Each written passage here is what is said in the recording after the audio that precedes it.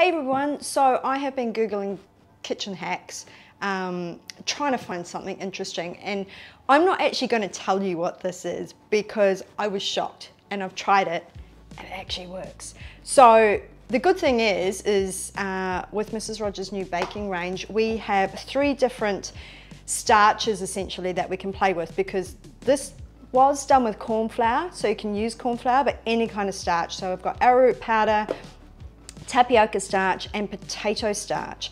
Now I thought, which one is not going to work? And I decided it was the potato starch. So I'm going to show you what I did. And this is kind of weird. And no, it's not making gloop for the kids. So a good, depends on how much you actually want, but a good rounded bit of that, the potato starch. And then I'm going to use green with a bit of water. So that's green food coloring with just a bit of water. And then stir it in cold water, because if you use hot, it'll start to thicken. And what you want to do is come over to the stove, and we are going to crank this up, and we want it to cook through like a normal corn flour thickened. So we're going to cook that through completely. So eventually this is going to turn, all that water is going to dry up, and it is going, or not dry up, cook through. The starch is going to activate and go basically like a glue. And I might just leave that for a second and see if it starts, because I'm going to show you not the end product, but a bit of the end product. So once that goes really hard, we can't move it anymore, we're going to spread it out on our baking paper. So I'll leave that there for later. And then we're going to cook it in the oven for about an hour. You don't have to, but to make life go quicker for me, I cooked it in the oven for about an hour, just on 40 degrees. So the point is, you want to end up with like this fantastic looking thing. So that's potato, and then this is where the magic happens. But wait, I'm just going to check on it. Oh yeah, it's gone. It's gone really stodgy. So see how that goes like that? That's good. That's what we want. Real jelly kind of look. So let's go back to our baking paper. Yeah, it's like snot. So, oh, don't drop it. Whew, that was close.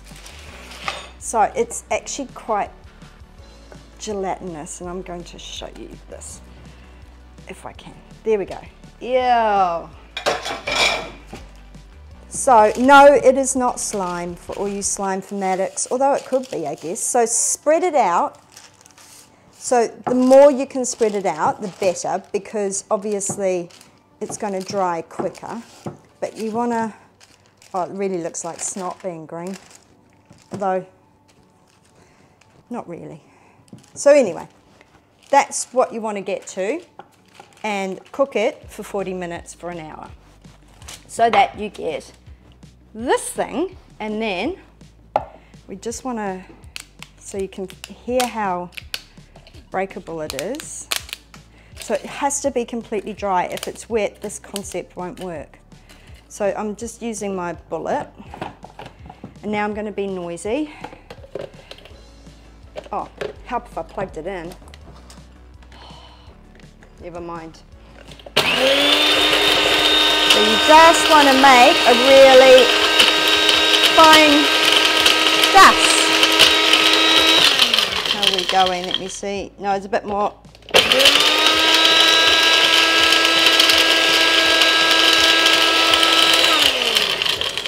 And what you actually have is edible glitter or edible colouring. So look at that.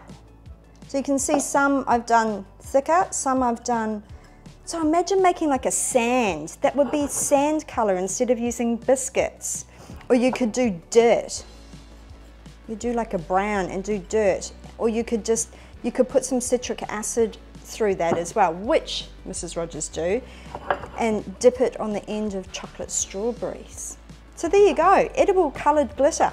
And that will last, keep it in the fridge or a real airtight place, because as long as that doesn't get moisture added to it, it'll last forever. So fancy that.